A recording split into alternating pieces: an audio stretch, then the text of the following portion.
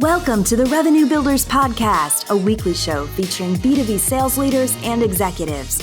Hosted by five-time CRO John McMahon and Force Management co-founder John Kaplan, the show goes behind the scenes with the people who have been there, done that, and seen the results. If you enjoy our content, please subscribe, rate, and review the show to help us reach more people. Revenue Builders is brought to you by Force Management. We help companies improve sales performance, executing the growth strategy at the point of sale. Find us at forcemanagement.com. Enjoy today's episode. So, Sunil, let's talk a little on the perspective of a board member and an investor like yourself with respect to some sales startup issues. For instance, what are VCs looking for in startup sales leaders? If you're looking for a sales leader today and you got a startup company, what are you looking for? Ultimately, I think what you're looking for is accuracy. And there's a weird question because I think you could look at it different ways. And what does accuracy mean? Being a startup sales leader is super hard because most of the time your product's not as good as somebody else's or it's incomplete. You're fighting with fewer resources. Startups by their very definition are kind of the crazy choice for most customers to buy from. So, the deck is always stacked a little bit against you. And in that, I think what a lot of people don't understand is a board member, what you're trying to do is you're trying to figure out how to plan. You're trying to figure out what's this year going to be, not just how quick can we grow and everything's great, but you got to really understand where you are. And sometimes things can go well, sometimes things aren't. And I think sales leaders really are the front line in making sure that a board and investors and the rest of the senior management team really understand what's happening out there in the marketplace. And I think that's a underemphasized skill that I think a lot of revenue leaders need to have, is understanding that their job is accurately conveying what's happening out there. Where are we good? Where are we bad? Right? Are we going to hit this quarter? Are we not going to hit this quarter? What's realistic to grow this year or not grow this year? All those things are kind of a form of accuracy. Yeah. I've actually said to some people that first go into a startup that as the CRO, you're part sales leader and you're part product manager, to your point where you have to give development and the CEO real accurate information on what the customer is saying and what they want, what they don't want in that product. Have you experienced that also? Totally. I'll take it one step further, which is, I get asked to interview a lot of sales leaders coming into these companies. Sometimes these founders, I'm the guy, I'm the closer, or other times I'm doing the diligence. Other times, they may have never hired this guy before. So they're like, hey, give me your opinion. And a lot of times I'm going to ding somebody because I'm going to go, that guy can sell and that guy can build a team and that guy can manage. But what that guy can't do is he can't go out and really understand how to deal with uncertainty and work through and listen to customers about a product that isn't yet fully formed, right? He's going to go, we're not good, or, I can't sell that, or the customer hates us. Like, there's a certain level of person who's going to be very good at shooting that prospect and moving on to the next one. But early stage companies, they need that other thing that you were talking about completely, right? They need that guy who can walk in and go, here's where we're weak. If we do these 2 or 3 things, I can get that guy to flip. And with that logo, I guarantee I can go run the table in this vertical. Get me product that can do this thing. Oh shit, I can't do that for the next 3 months. All right, I got to go figure out plan B. That's a different skill set. Yeah, I call it like they're resilient or they're very adaptable. No matter what hits them, they know how to adapt and they're very resilient on hopping back on their feet and going in a different direction. And what I found is typically they don't come straight out of the big companies because the big companies, everything's very almost never. They come out of smaller companies where they have that type of experience of thinking on their feet and trying to find their way through the maze into how that product could fit to a certain customer use case. Yeah. Finding your way through the maze is exactly what it is, right? And I think that's a great way to think about any early stage company, particularly if you're selling into enterprise, particularly if you got a complicated product, is, you can't go into a startup with a kill sheet in one hand and a feature benefit sheet in the other hand and just say, I'm going to run this script and get deals done. Doesn't work that way, right? Most of these times you're creating a new market, you're talking about a new product. you have to have that flexibility and adaptability. And it feels like a maze, right? Like from the board perspective, right? What we're doing for the first couple of years of growing sales is really just gathering clues about how this thing works, right? I bet anybody who's 7 years, 10 years into selling their product, their company's scaling and they're the hottest thing. They've got a probably pretty tried and true way in that they're going to sell, that they're going to train, a profile they look for that didn't come out of thin air. No. Like the first couple of years, that was hand over hand, brick by brick, whatever you want to say. Like that's what it took to go figure that stuff out. And that's pretty uncertain stuff early days. Yeah. I mean, because you have to figure out what is it that you do that no one else does? And how do those differentiators fit into a specific use case?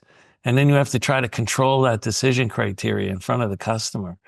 And when that criteria grows bigger than your differentiators, because now somebody else's differentiators are in there, you don't play. You got to back out and go someplace else unless you can convince the customer that this is where we play.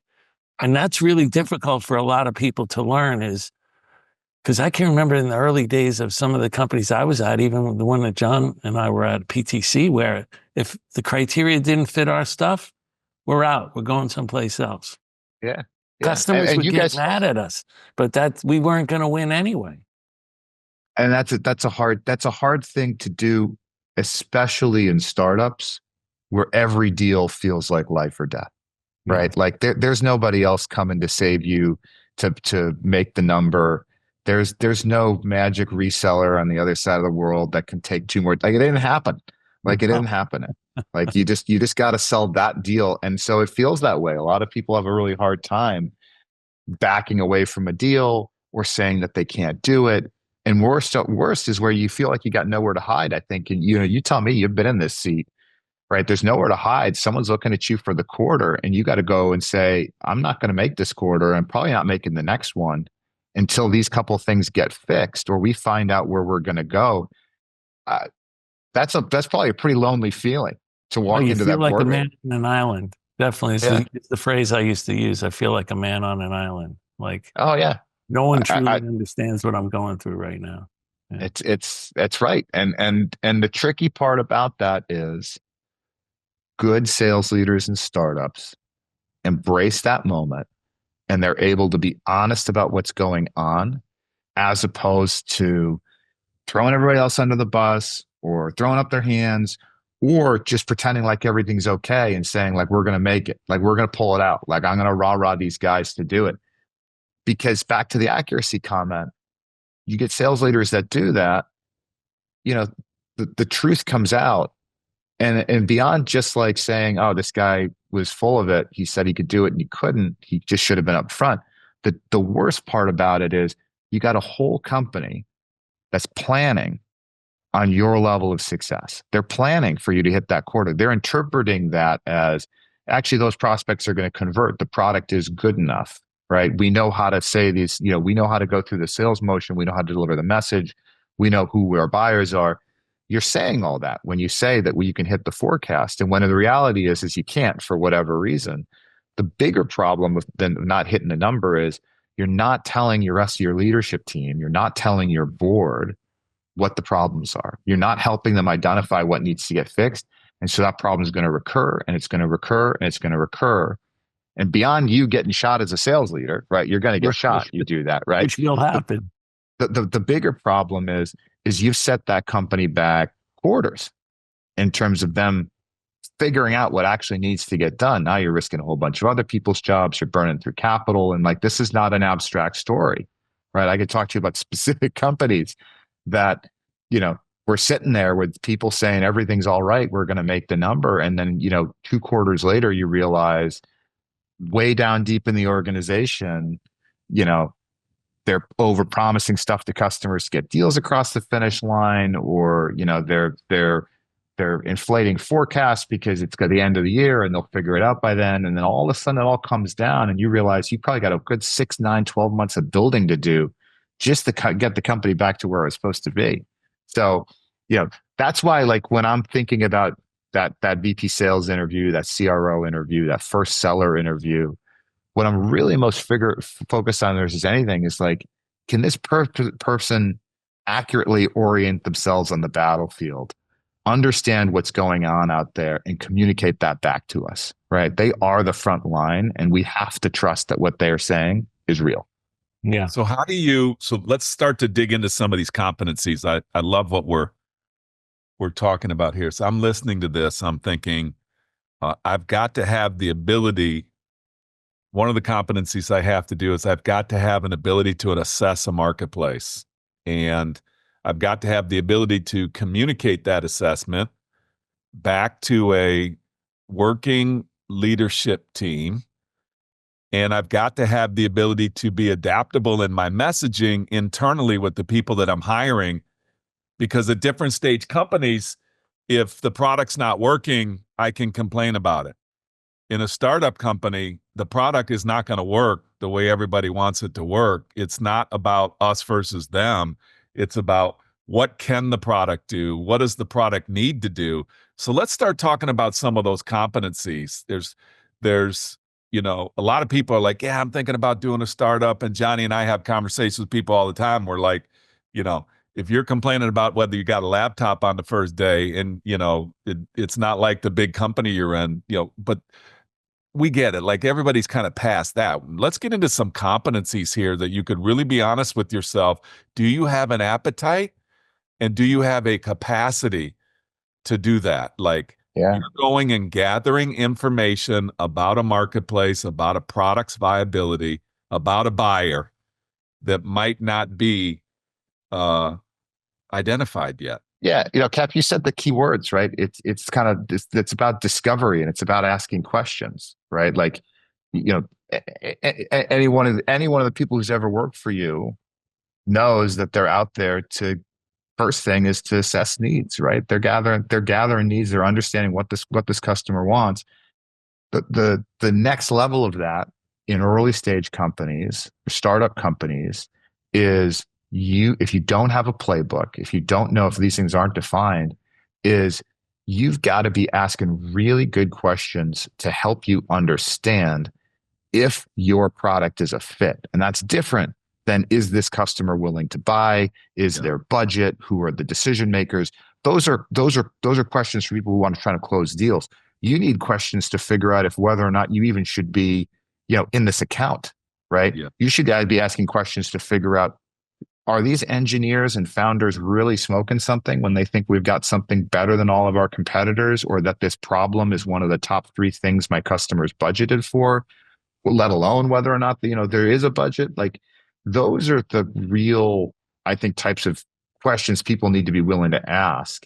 And a lot of people who walk in saying, there's a number and here's my plan, I got to get 8 deals, I got to get this, I'm going to start the mechanics of filling funnel, and I'm just going to churn and burn. And at PTC, they told me, like, this is how many calls I got to make a week. Like, that's all great. Like, you got to do the activity stuff, but you also have to stop all the time and go, what am I hearing? What am I hearing from this prospect? What am I hearing about this market? What am I hearing about our competencies? Does this line up? Does it hang together? With something I always say is like, does this just all hang together, or is it like clear that one of these things isn't fitting? You do that. And then again, going back to this honesty awareness thing, is you got to be able to stop and go, okay, I can do that. I can solve that, but I can't do 10 deals that way. I can probably get 3 or 4 this quarter. I need to go let somebody know what that looks like, right? Where I'm going to need this much pipeline to get that much stuff to convert. Oh, I only have a fraction of that. Well, I got to go communicate that, right? If you're not sitting in back and seeing how the pieces all fit together when you hear this new information, it's just as bad as if you walk in and you go, well, that's not good, and you go, well, I can't do this, right? That's not helpful, right? What you need to do is give people the next level about, okay, this is what I need. Yeah. There's 2 things there, Sunil, that resonate with me. One is, I had written down before you said it, I said, you want to be able to get somebody that is willing to hear what they don't want to hear, not hearing what they want to hear. And the second part is that you need somebody with a sense of maturity, because like you said, are these tech founders being accurate with respect to what their baby truly can do, their product can really do. What I found is a lot of times they think that that baby can go out and sell to small, medium, and large enterprises like tomorrow. And they don't understand why it's not selling. And it takes a certain sense of maturity to have a person that's willing to sit, face to face with the CEO, tech founder, and tell him or her, this is actually what the product is doing. And this is what it doesn't do. And this is what customers want. And we have to fulfill those needs in order to sell into this use case. I find that a lot of times people don't see themselves, especially when they're first time CROs, they don't see themselves on the same level as the tech founder and CEO. So they hide. And I've actually had to coach them. They don't give them accurate information. So they're actually hurting themselves, and they're hurting the CEO, and they're hurting the entire company. If anyone's listening to this podcast, and I'm sure they are, because you guys have a great audience, you got to stop right now. You got to rewind 30 seconds and listen to what McMahon just said, and then put that on repeat. This is the hardest thing about being in a startup and being the man on an island, being that leader. You want to be a revenue leader at a small company. You want to take the shot for the first leadership job. Here's your biggest problem. Your biggest problem is somewhere between your CEO and founder, your board, there is stuff that they believe that isn't true. It's not true. They're overstating the product. It's going to go faster, right? Like, you have information that they don't have, or worse, you have information that they don't really want to hear. And the magic thing that you've got to be able to figure out how to do, yes, it's maturity, yes, it's experience, yes, it's tact, is you have to help them understand what you know factually based on talking to customers. And this is hard, right? I'm not saying it just because it's this obvious thing you should have been able to do. It's hard. It's hard to walk into somebody whose entire life has been this company and believes it more than anything, has willed it into existence and been like, you're kind of right, but you're wrong on some pretty important stuff. And it's going to kill us all if we don't fix it. That's not a fun conversation. No. It's even harder. It's even harder. You go step into a boardroom, right? John, you ever been up in front of a board, right, where your CEO says something to the board that you think is absolute fucking bullshit, and you're like, man, that's my boss, and I'm not going to hang him out to dry in front of all those people. So I'm gonna, maybe keep my mouth shut, or maybe I nod along. But at some point, you got to figure out how to fix that problem. Otherwise, you're going to own it. Oh, it's coming home right on your head. Like, that's tough stuff, but it happens. And like this, you want the job. Like, this is what you got to figure out how to do. Let's talk about that. Let's talk about, presenting to the board. What are the expectations that a sales leader should have when they present to the board, and maybe even some of the key information that you as a board member are looking for in that data that they're going to give you? So it's very stage dependent. So I don't want to make this generalized advice. Don't write this down and say, this is what I'm going to go do at my next meeting. You got to understand where you are as a company. Let me give you some examples of sales presentations that I dislike. If your presentation to the board is basically your Friday afternoon pipeline review that you just did with your team, you're wasting our time, right? I do not need to know what's happening and why this is a stage 4 deal at this account and why your probability of this went up or down this week. That's not a board level conversation for the most part, right? What the board needs to understand is appropriate level of abstraction. So the first things I always think about is we're going to work backwards from our goals, right? Whether it's an annual goal or a quarterly goal, you got to help orient the board about where we are in terms of our plan, what it is you're forecasting. And I love people who will use words like, right, this is my commit. And then if you dig in, I can explain to you why this is my commit. If this is my range, my forecast on top of that, I can explain to you why that is. This is all framed in terms of some form of what I'm forming in my brain as a board member is some confidence interval around what it is you're telling me, right? If you said we got a 5 million plan for this quarter, right? We're halfway through the quarter. I'm already at 2 million. That's ahead of where we typically are percentage wise in the quarter. And for the other three that I've got to, do, I've got this much coverage, and that maps entirely to my previous quarters, quarter and quarter. I can assign a probability to that, right? If you come to me and be like, I got two deals that are going to make or break the quarter. One of them's the 2.9 million and one of them's 100 grand. The 100 grand one, I feel good about. 2.9, we got some work to do. Like, what do you think I'm going to say about the quarter, right? Like, You're going to miss. Context. It's Yeah. context. So I think you're going to try to give people context at the high level. I think that's a great place to start.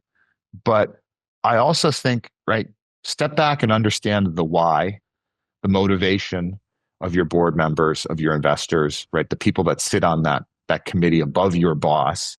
What they're trying to understand is, generally speaking, is the ship pointed in the right direction? What are the big problems? Are there any inconsistencies between what we're seeing in the field from this sales leader versus what we think we're going to do from the perspective of our plan or from what our other management team members are telling us, right? They're trying to put together the facts that you're giving them into a cohesive narrative, right?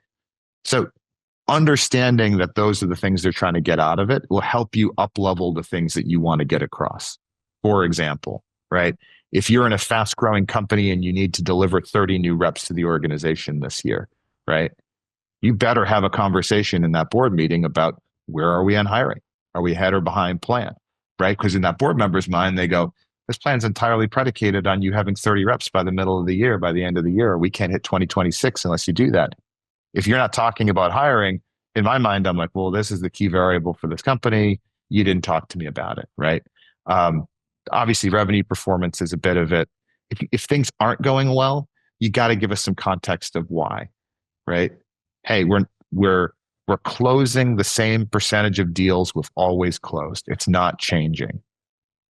But to be honest, I've got to do a better job of getting my guys to create more pipe, or we need more investment in our marketing organization because our pipe is not scaling along with our growth plan, right? That's an up-leveled message to a board that helps me diagnose things other than like, we're not going to hit the number, right? So give us some context, and it's tough, tricky to do with relative to other management team members, but that's a good example of context of what we need to do to help address that issue. You need more pipe? Great. Let's go talk about marketing. Let's go talk about programs and spend there. Other things that are always important is, if you're in a market that's competitive, it's defined by competitors, you have a competitive set, talk to us about the competitive set. Talk to us what's changing. You don't have to go blow by blow and say, we won here, we lost here. Is the win rate changing? Is it going up? Is it going down? Are there new competitors coming in? Are we beating somebody every single time through who we never used to beat? That's relevant stuff for a board to know at a high level. So those are just a couple. I think I could probably go on, but most importantly, rather than the specifics, it's just knowing the context and being able to share that with your board. Let's talk about this operating rhythm. This is something that I've always found that it's so critical, because without an operating rhythm that works for the CEO, the board, and the CRO, or the head of sales, I call it rock management. And at every meeting, there are 4 new metrics that are created, and there are 3 different dashboards that you seem like you're very level-headed and you want context. And like, I've seen other boards that think they know just as much about sales as the person, the people that are involved. And so they want their own flavor of visibility, metrics, measuring. And I've seen startup companies get crushed in this rock management. And it's basically an operating rhythm. What advice do you have for CROs that probably have the startup CROs or leaders of sales that have an operating rhythm, but they have to be sensitive that a board that just put money into a situation, they're going to want their visibility? What advice do you have about how to create that operating rhythm? And in the smaller companies, Sunil, I'm sure you're calling people on your own and you're asking for some heads up outside of these board members. How do you manage the operating rhythm? Yeah, that's a great question. we all have our preferences. So a lot of times what you're seeing from those other board members who are coming out of left field, you gotta cater to their whims. Unless they're kind of completely out to lunch or complete egomaniacs, that they probably have a reason for telling you, hey, this is what I want to see. This is how I want to talk about it. Right. And your CEO is probably the first place. You probably experience this with your CEO before you ever experience it with your board. Right. Yep. So the answer to me is never that different. It's Not you got to so much start on with sales stuff, Sunil. If it's a founder led, if it's a tech founder led, and it's a sales, and these are sales conversations, or these are go to market. Not so much sometimes the CEO doesn't know what they don't know, and yeah. Well, that's right. Yeah, That's a very good point. So the solution in my mind is always going to be very similar, and it's you got to get a shared understanding of what matters, right? Hey, this is the metrics I want. I want to report it this way. Why do you want it that way? Well, because I listened to this great new podcast, and this is what they told me I ought to do. That's an insufficient answer, right? And so if you come at that and go, I think I've got a way that gives us the best visibility into what's going on and the clearest way to talk about the key pieces of the business. If I'm the CEO and you just said that to me, you got my attention. Got it. So this is a competency. This is a competency we're talking about. It can't be an operating rhythm that I've probably created over the last 20 years in big companies. And now I'm going to come to you and I'm going to get all upset and you don't trust me and I want to use my operating rhythm. Oh yeah. Yeah. This Systems guy. competency. It's a I meet this guy all the time. Yeah. This guy all the time. This guy has his system. Yeah. And he doesn't care who his players are on the field. He doesn't care if he's got NIL money or not. He doesn't care what he's working with. He's going to show up because his system's the right system. That guy's dead. Yeah. Dead. It's cookie cutter. Cookie cutter doesn't work. If it was that simple, you're dead. But if that guy shows up and says, you know, what I actually care about is I want to have a common set of metrics that you and I can talk about that accurately describe what's going on in this business. Yes. I think you're starting off with the right objective in mind. And then you can say, look, for a company with 4 reps and no inside sales and no marketing to speak of, or whatever your particular situation is, we don't need these 30 things that you did over here. It's a waste of time. It's a waste of time. But right now, this is the stuff that matters. And then next year or next quarter, whatever it is, we can evolve these things. You got to, being clear about the why on all this stuff, right? If we do it this way, if we understand these things, we're going to have more clarity. We're going to have better information.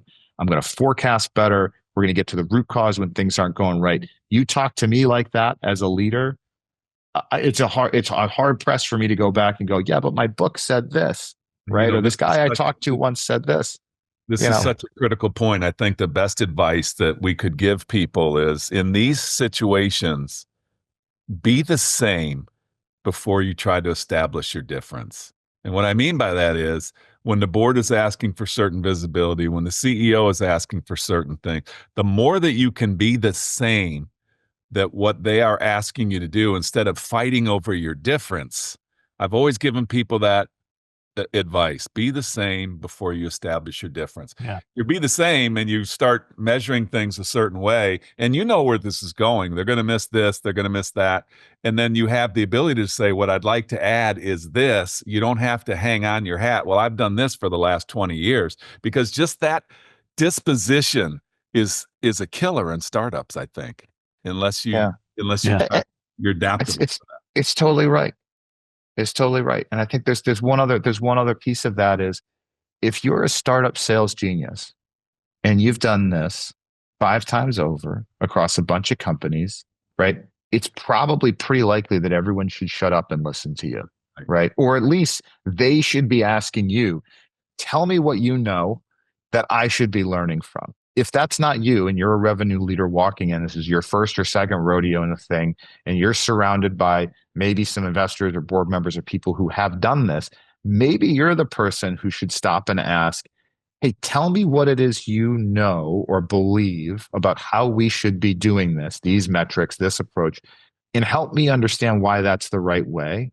Right. And I bet you're going to learn a lot of things about the right way to do it. And then you're going to be able to find the one or two places where you go, makes total sense, except for, in our case, this, and this might be true. And if that person is in fact experienced and done their job a bit, they're probably going to go, great point.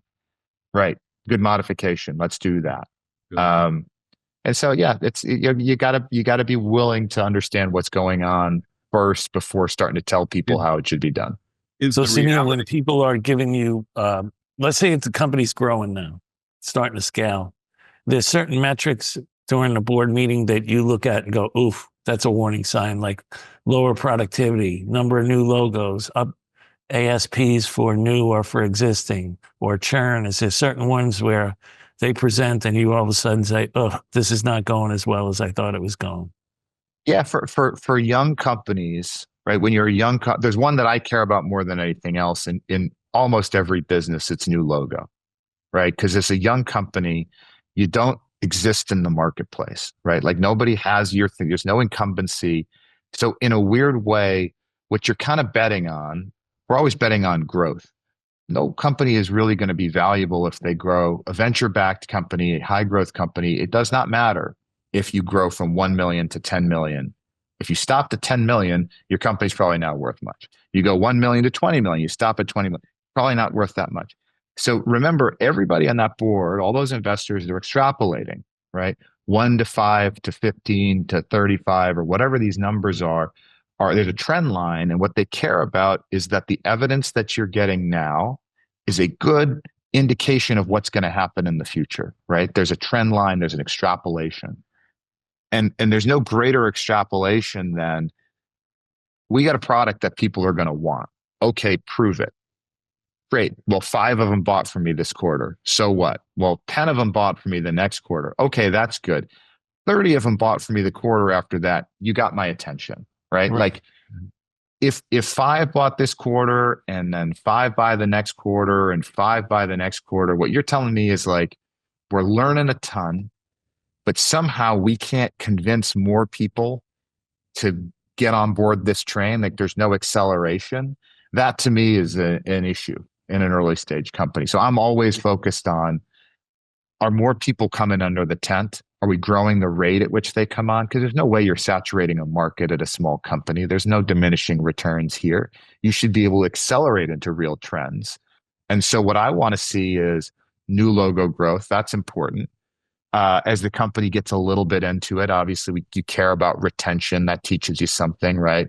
It teaches you if the product's good. It teaches you if you're horribly overpriced, right? Or maybe underpriced. Retention's a great metric of whether or not that growth is going to be durable and sustainable. That matters a ton to me. Also thinking about extrapolating that growth, right? Can I build this company to 5 million? Can I build it to 50 million? Really hard to make a company go from 5 to 50 unless you've got a blueprint for how to make sellers successful, right? And I'm going to assume I love that. If you got a direct sales organization and 2 people are making quota and 8 people aren't, there's no fucking way you're going to, there's no way you're going to go expand. Okay. There's no way you're going to go expand to 50 million in revenue trying to go hire 5 times as many reps as if you can get productive. So you got to show me, and a productive rep shows me more than anything, not the quality of the rep. It shows me the quality of your understanding of what reps need to do to be successful, right? Because if you bring them in, you teach them, they can go do it. That's great. It also says you're recruiting the right people too. So you're recruiting the right people. You're training and developing them to try to get the ramp time down, and now you're making them productive. And that seems to be the key. That is the key to scaling. That's right. That's right. Now it's very possible you can show me that you're going to hit numbers and go, these 2 people were no good. We got rid of them, but I replaced them with these 3 people who were fantastic. You can make numbers doing that for a while, but what you can't do is and I'm using those metrics specifically, right? Like 2 out the door, 3 in. What you're not doing is showing me a math that can really scale, that can really compound, right? You've got to have the ability to bring people on, make them successful, have them make money, right? If these guys aren't making money, it's not likely you're going to go get the next ones. You also start to see tenure in your sales force. Like you start to see, okay, 0 to 6 months, how many people have been here 6 to 12 months, 12 to 24 months, 24 to 36 months. I always felt like when I was running the sales force, the more tenured people that I had, the lower my risk was to consistently making the number. That's right. That's right. They're far more dependable. They've been through it with you. You know how to handicap them. They know what they need out of the organization. That's absolutely right. So I'm looking at that metric, right? I'm looking at, how the reps are performing. I'm looking at how many new logos that they're getting. I'm interested in sale prices. I don't get fixated on them when we're talking really, really early. I think pricing and packaging is an art. It's really difficult.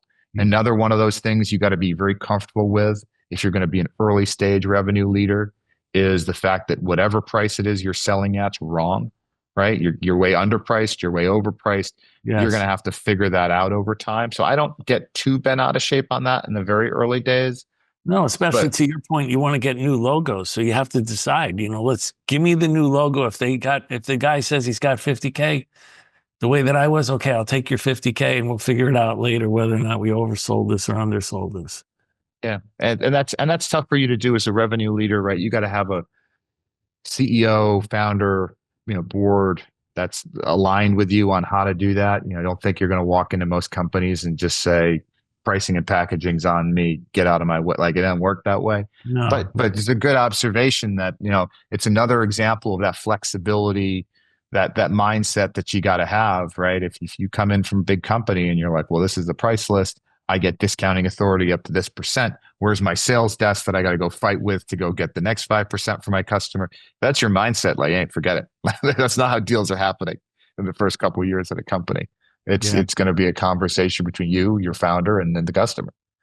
What about one of the things that sorry, Johnny, one of the things that we pointed out in this discussion, or you pointed out and I picked up, is that essentially that sales leader, if they're going to go long, it's more important that they're a really good recruiter than they are a great individual seller.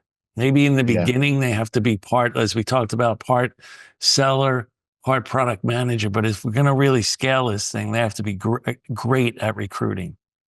That's a great point. And I think you framed it the right way. It's about going long, right?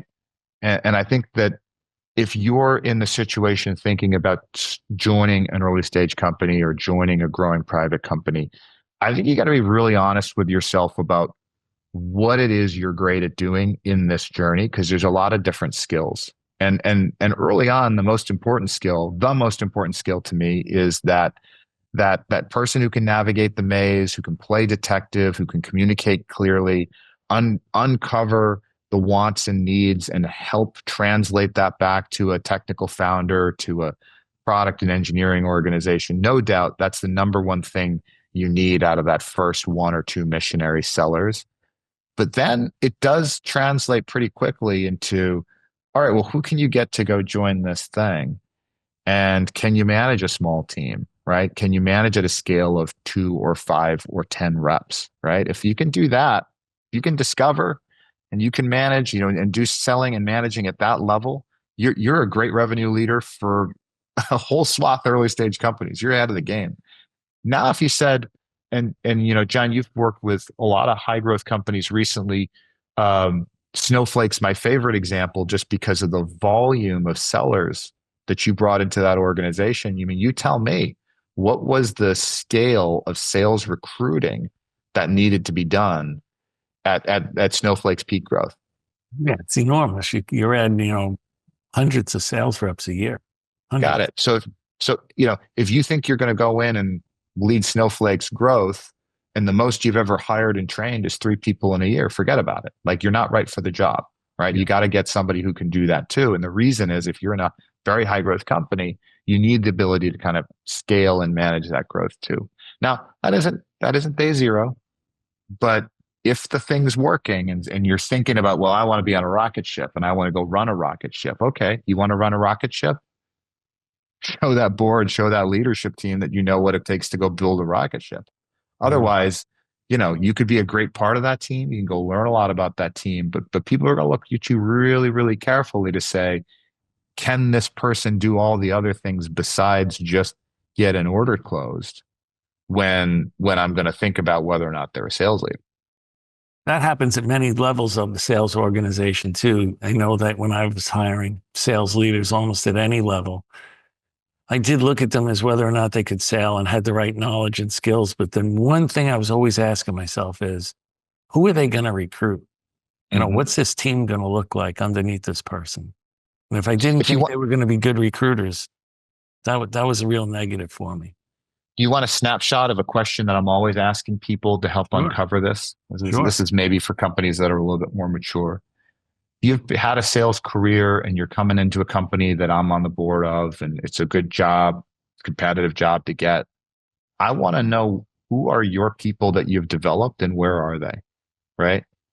McMahon, I could point to 30 guys you and I know in common that have gone PTC to Blade or PTC to Snowflake, whatever, right? Like, we know those guys, and those guys are running not just sales organizations, but I'm running companies now, right? Or they've all retired since they made so much money. But if you've never grown anybody and your people themselves aren't successful in other things, and you're telling me you're a great recruiter and you're a great leader, but you got nobody who's ever done anything meaningful other than work for you, that can work at a small company. But you want to be a rocket ship, and you're telling me that your people have never gone anywhere. You're telling me you don't have a family tree to speak of, even if it's a small one. That's not a great sign that you're really ready for that role yet. Yeah. I call that the downline. You call it the family tree. I like that. It's the downline. I wanted to just add a little complexity in here, because I think more and more, it's rare and rare that let's say you broke it up into stages: early, middle. How do you do that, Sunil? Do you have like early stage, mid, and growth stage? Do you have like three definitions of growth that we could just use for context here for just a second? Yeah, sure. I'll think about this as, and you tell me how fine you want to cut it. There's brief product market fit and finding product market fit, right? The sales motion is you and your freaking backpack and a plane ticket. That's the sales motion. 0 to like what typically? Call that 0 to 2, 0 to 3. 0 to 2. Yeah. Right. Everything is hand-to-hand combat. There's no team to speak of. Maybe you got a couple people, maybe you got the founders, but there's no machine. That navigating the waters. That's a person that has this, this ability to go out and figure out what the requirements are. So let's keep going on this. The point, and then to be raw, is the reality that we're hitting is, over these three stages, over the long term, the long haul, it's very rare that it's the same person leading. Yeah, it's a great point. That's where I'm going. So then I'll give you the next couple stages, right? If I arbitrarily cut it off at 2, let's say the next stage is going to be 2 to 10 or 2 to 20. Yeah. Right. Now what you got to do is you got to prove to me that you can build a team. You got to prove to me that you can understand what a sales motion is. You got to work with marketing. You've got to work with product. You have to interface laterally with what other people do. You've got to execute a planning process. You've got to recruit. Maybe you got your first people showing up that are enablement, that are sales ops, that are sales desk. They're the next level of people who aren't going to carry a quota, but they're damn important to make sure you hit your number, right? That's that next motion of, you got to be able to do that. And then when we get to go beyond that, right? Beyond that, you're managing managers. Right? You kind of cross some level of reps, and you guys tell me what the level of reps was you felt like you crossed, when all of a sudden you go, oh, my job is not even to manage reps and to close the couple big deals and to fly in to make some things happen. My job is to manage managers and to make sure those guys are building teams and running teams. So you could kind of think of that as the third growth point. Scale and growth, and that's processes and having the ability to take what's in your head and get it into the organization and get it into your third line manager, second line manager, first line manager. Those are I don't want to say massively, but they're pretty big differences in skill sets from the first stage that you talked about. That scale stage is really important with respect to for me, as far as enforcing discipline and accountability in the organization, because everything now, it's starting to get so big. Everything has to be a process. And if you can, and because you're moving so fast every 90 days, but really there's 62 days really in a quarter, working days. So if everything's not nailed down, whether it's pipeline for leads or pipeline for candidates, and how you get them through the process and how you get them onboarded and how you get them trained. So a process for everything, the sales process, everything. If it's not nailed down to a process where you know every step of the process and can measure every step, it gets really difficult, because when something breaks, you don't know where to look. But when it's really nailed down, okay, it's right here. When I fix this piece right here, bang, it works again. And I found that that's a really big part of it. And then when you move past that stage, now I think the CRO actually starts to become, now that that discipline and accountability is built into the organization, I find that now you have to be a lot more strategic with the CEO as far as like, where are we going to take this business next? Like, are we running out of gas in this market? Do we need to add another product? Do we need to acquire somebody? It almost goes back to that first step when you were a product manager, and now you have to really get another sense of what's really going on in the marketplace and give feedback to the CEO and say, this is where I think we got to go next. Yeah. What you just described to me is basically the conversation I have with any person who's interviewing for a VP sales job or an SVP sales job and demands to be CRO. Yeah. You've met this person. Yeah. I'm going to be CRO. I want a CRO title. They see what the comp is. They like that number. Their buddy got one of those titles. And I'm like, great. Who should we go acquire? Right? I'm not interested in how you're going to manage reps. What I want to understand is we need to go deliver a revenue plan that gets us to 150 next year and then 220 the next year after that. What are we going to go do? Wait, what? You don't have that answer? I'm not sure you're the revenue guy. I think you're the sales guy, right? Yeah. There's and your point about that coming back around to being, it's a much closer partnership with a CEO, right? When you're a CRO and you want to sit in that room, if you can't push back on a CEO, if you don't have ideas that are just as good as theirs about what's coming around the corner, or where the blind spots are, or how you're actually going to go position this business 1, 3, 5 years out, right? I don't think you're really a CRO. I think you're probably a VP of sales or an SVP sales with some title inflation. Maybe that works well for you, but it's not the same thing. I think there's a lot to it. Cap, you mentioned something earlier that I really kind of connected with as you think about how you go through these different stages of growth and who's the right person, and is that person the same person? And you're right. It's very hard to be the same person for all those things. It's very hard, and it's not a judgment on anyone. It's not an inadequacy. And I think this is the thing that, as a investor and as a board member, I always feel is that one of the toughest things to convey is you're working with a lot of type A people. They're competitors, they're winners, they're used to succeeding, they're used to beating plans. Like, they've never had a moment where they're like, oh, I got to step back. I haven't done that. There's a lot of people for whom you say, hey, this company is growing really quick. You were great at what you do, but I can't give you the keys to this basically entirely new job, because even though the title hasn't changed, the job's totally different, right? The job is no longer about covering deals or managing a team of 5. It's about process, and it's about structure, and it's about thinking about like a revenue leader. It's different. And it's very rare to find somebody who can grow as fast as the fastest companies grow in their own abilities and career. It's more likely that, you kind of level off for a while, or you're going to find somebody who can help you up level into that next role. And that's a tricky thing to manage, right? Mm-hmm. It's very tricky. There's no right answer to it. But I'm sure it hurts every single time I've ever told or been part of a conversation about a sales leader getting leveled, right? Or getting layered, excuse me. Or a conversation where we've told somebody, like, you've done everything we've asked of you, but you are not the right guy for this next stage. It's never fun, but it is real. This is, I think, one of the best topics that could come out of this is that this shouldn't be a surprise to anybody, these conversations. I find that time management is a myth, and energy management is really what human beings are all about. And I always say to people, it's not about whether you can do something, because we can get into an argument about whether somebody can do a certain aspect of a job. For me, it's about whether that job's requirements, that role's requirements are going to give you energy.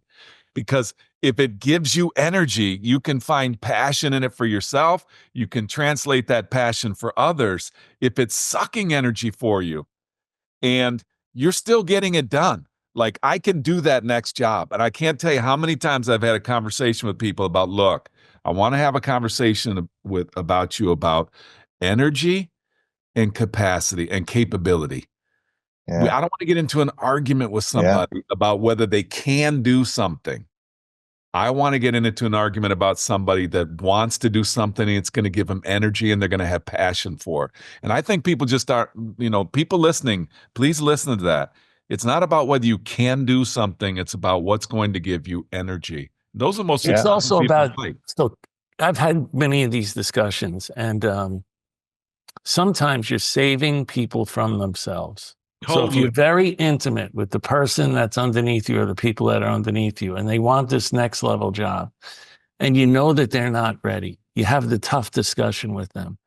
And I've had people get really mad at me because they've worked really hard underneath me. And then I tell them, you're just not ready for this next spot. You're just not going to make it. And they get really mad. And then years later, they come back and tell me how right I was.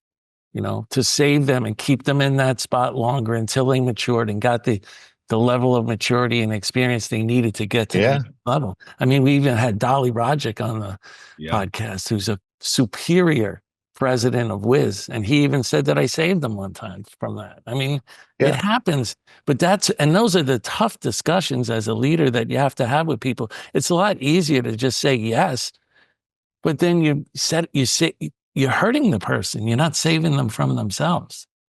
That's right. It's such a great observation. It's so true, and it's a power that can be misused, right? Like if it's not a high integrity organization or high integrity leader, you can misuse that power to say, "Oh, I know better than you. You're not ready for this. You're not ready for that. Stay in this thing." So but again, people that are good at developing the folks underneath them, creating that downline or the family tree, right? What they want to do is figure out how to make these people successful. And they can do that for the folks on their team. They can do that and say, you're ready. This is a stretch. It might not work, but I think it's the right next step for you. Yeah, that's really, really important stuff. And you guys are talking about organizations get developed.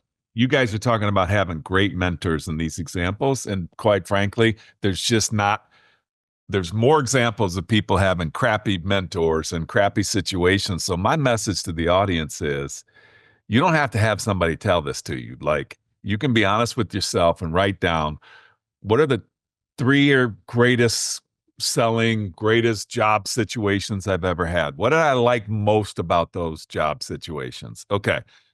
What did I like least about those situations? What's the worst environment I've ever been in? What was so bad about it? What did I like least about it? I do that exercise with almost everybody I meet, having this conversation, and they self-select themselves, like what gives them energy and what doesn't give them energy. So you don't have to be beholden to a leadership team to figure that out for yourself, because God forbid you get into, there's so many examples where people haven't gone through that exercise. They take on a job and they find out too late. It's sucking the life out of them. I can do it, but it's sucking the life out of me and I'm not enjoying it. And by the way, the board looks at him and goes, she's doing a great job. We love her. And then all of a sudden she's got to quit or he's got to quit. Those are those are the surprises that people can fake it till they make it. And nobody can tell that they don't have energy for what they do until it's too late. Does that make sense? That's right. It makes total sense. And I've thought about this exact thing a lot. So everything you're saying is correct. I have no notes, no modifications. The thing that I have lived alongside of that is you go, okay, well, why can't people do that more readily? You need a lot of self-confidence and you need a lot of maturity to say things like, what I want or what I've trained myself to go want isn't the right thing for me. Or to say, I can't compare myself to what that guy did or what that gal did and say that that's how I should measure myself. you're a competitive person, maybe you got an ego. It's really tough to park that stuff at the door and go, this is what I'm good at, or this is what I've got to do next, or this is what I have to get better at. And it's going to mean I don't go grab the next shiniest ring, and I don't do the highest status or the highest paying whatever. You got to be a very confident and a very mature person to be able to do that and play the long game. It's very hard. It's not a layup. Not everyone can just magically do it. So Sunil, I want to just switch gears a little bit here. So you were 14 years at Battery. You were on the Forbes Midas list. You were ranked in Business Insider as one of the most powerful venture capitalists on the East Coast. And then you went and started Amplify Partners. So tell us a little bit about why you were inspired to go off on your own and start Amplify. I mean, what a perfect lead in, because literally everything Cap's talking about has me nodding my head. Yeah. I was spending a lot of my time on things where, my energy was not directed towards what mattered, right? Battery is probably one of the premier organizations for developing venture capital talent in the world. And I'll say that without qualification. The list of alumni is amazing and impressive, let alone the list of people who are still there doing great things. I was very fortunate to get 14 great years of training and build a career there. But it was very clear to me, and definitely to them as well, that I was not doing the things that I really was great at doing, or that organization really valued the most. And so what Amplify is, and it's different from Battery, is as opposed to a global firm that does many things at many stages, Amplify is a very focused firm that works with early stage technical founders, and it helps them build companies in very technical domains. So most of our companies are enterprise infrastructure. They are distributed systems and developer tools and data and analytics and AI infrastructure and ML powered applications. It's geeky, enterprisey stuff. We've also been taking on specific verticals. We got a lot of activity now in taking those technologies into, say, the life sciences and biology. But at its core, what we're working with is really scientific folks, really technical folks, domain experts, practitioners, people who really know an area really well, and say, I see something that other people don't. And because I'm the smartest person in the room about this problem, I probably have a great edge at being the winner if we can go build a company and a go-to-market organization and a brand, a position around that. And that's really what Amplify's done since the start. Amplify got started doing that. We're now 12 years in, and we're soon to close our sixth set of funds, which is shocking to me. We manage a few $1 billion of capital today, and that's growing slowly and steadily. But really, the competence, the energy thing that you talked about, that I found is my energy comes from working with the smartest people in the room on these really high leverage technical problems where their insight and their understanding can really reshape a market or an industry. And once I figured out that was the thing that I wanted to do, and that's where my energy was best suited, let me tell you, 12 years went by in a snap. It doesn't feel like work, and it doesn't feel like, that's great. It's just you wake up in the morning and you're fired up for the next challenge. So it's been a lot of fun. Can you talk a little bit about how now you approach or identify emerging trends, maybe AI is no longer emerging, but some emerging trends that you try to get involved in before, it's mainstream? Well, that's one of the things we've been lucky enough to do. And I think this is one of the reasons we've stayed so close to what we call, smartest folks in the room, the researchers, the practitioners, the engineers, is they're the canaries in the coal mine. They see things faster than anybody else does. And there's plenty of ways to swing and miss on what's new and what's coming around the corner. But I think we think hard about our own extrapolation of trends, right? What does it mean when, and we could get really out there, what does it mean when, energy is cheap and computing is close to free, right? What does that mean? Like, how would you run things differently? Hmm. What does it mean if prospects no longer want to talk to humans to start conversations and selling, right? What would that mean to you? Or there's really technical stuff like, what would it mean if it only cost, $20 to sequence a human genome, right? Like, what would you do differently if are kind of really interesting ways to start a lot of these conversations. And you can kind of think about around corners in that way, and you marry it up with people who are already thinking around those corners, right? And you don't think too much about putting your ideas in front of their ideas. It just kind of sparks areas of interest. And then what you do is you start to see the people who are really great, and you start to see that they're headed in a direction. And really a lot of what we do is we get on board the trains that other people want to drive, right? Rarely has my product vision or my market understanding been better than a founder's. Rarely, right? Mm-hmm. And if it is, marginally better.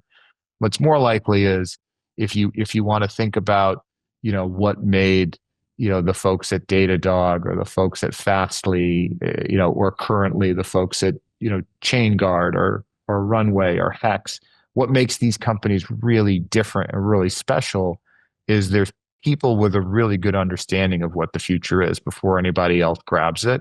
And we are fortunate enough just to get close to them. Right.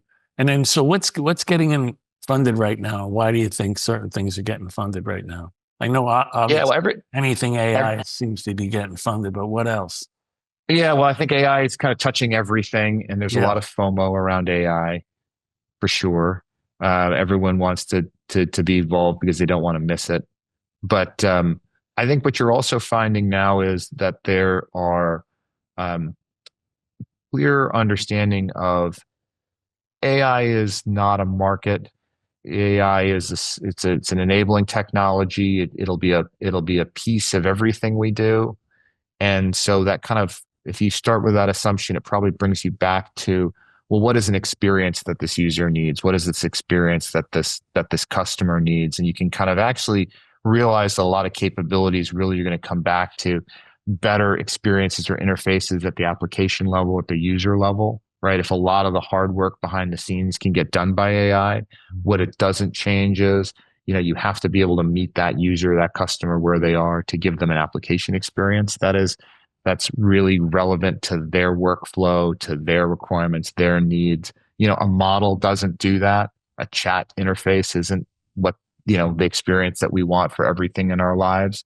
So I think it's the people with a lot of product empathy who are also able to kind of harness a lot of the AI capabilities that are the ones with real potential going forward. Sunil Dhaliwal, thank you so much, man, for sharing all your knowledge and experience, and only us touching the iceberg of that knowledge and experience. Thanks, Sunil. Appreciate it. Pleasure. A pleasure talking to you guys. It was a lot of fun, and I'm happy to do it again in the future where we talk about the next thing that comes after AI. Okay. Well, thanks, Sunil Dhaliwal. Thanks, John Kaplan. Thanks, everyone, for listening to another episode of the Revenue Builders Podcast. Thanks for listening to today's episode. Be sure to check us out at forcemanagement.com.